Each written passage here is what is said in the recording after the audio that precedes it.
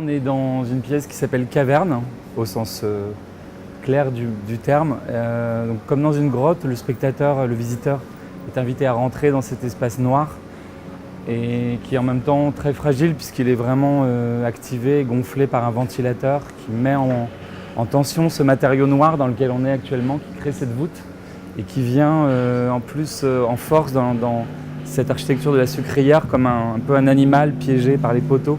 On est aussi dans le ventre d'une baleine, si on se rappelle de récits entre Jonas ou Pinocchio, on est aussi dans un ventre, avec peut-être une chose qui est aussi un moment d'isolement, dans la pénombre, le visiteur peut vraiment se retrouver coupé du reste de l'exposition. Cette caverne vit des cycles pour en révéler aussi la fragilité. Donc, avec un certain mode aléatoire, la caverne se dégonfle et le spectateur se retrouve à réaliser vraiment que ces matériaux sont très fragiles, qu'il pourrait y avoir un effondrement, un tremblement de terre, une chose plus inquiétante que le simple refuge.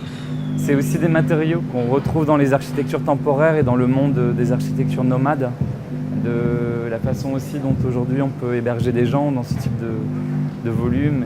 Il y a toute cette métaphore de la caverne, mais il y a aussi cette notion d'abri. Le son ramène une dimension inquiétante et il est produit uniquement par la tension des lampes et de l'électricité.